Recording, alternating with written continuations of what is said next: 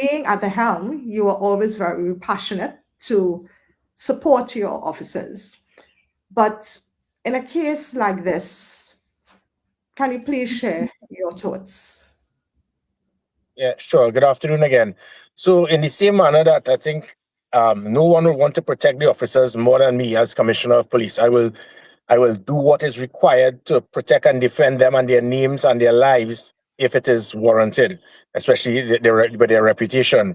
If, however, a police officer has erred or he would have been involved in some questionable activity, I will be the first to take disciplinary action. You don't try to cover these things up. Whereas in the same manner, I was criticized for strongly defending the police officers. The records will also show that it was the highest number of police officers ever suspended or arrested and charged would have been under Gary Griffith as Commissioner of Police. And a perfect example of this to link with that situation, there was almost an identical situation, Marcus. I don't know if you remember in I think it was in Mova, and the same situation happened. The car was there. The car, persons were in the car. They intercepted the vehicle, and pardon? As the goal thither.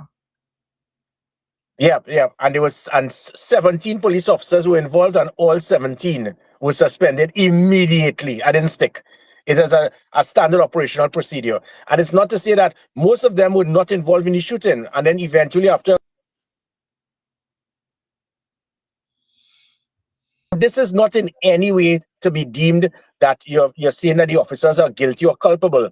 That is international best practice. So which means that Guevara, as the Commissioner of Police, and Pitt, who's the head of the Welfare Association, these individuals are totally clueless. They do not, and that is the problem when you put persons in appointments. They are not trained, they're not qualified, they're not experienced, they don't understand international best practice. Whether it's NYPD, Boston, Detroit, LA, you name it. Anytime a police officer draws his firearm and fires it, whether he saved several lives, whether he saved his own life, whether he was wrong, immediately you are put on administrative leave, desk duty, and your weapon is removed.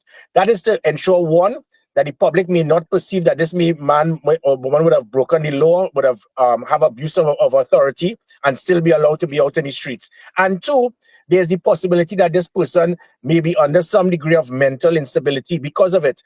Just by Guevara agreeing that they're providing counseling for these officers, he knows for a fact then that he's not 100% certain that these individuals that everything is stable, and it is possible it could happen. So just by that happening, you're saying there's a possibility there may be some degree of mental instability because of the emotional trauma they might have encountered in that gunfire.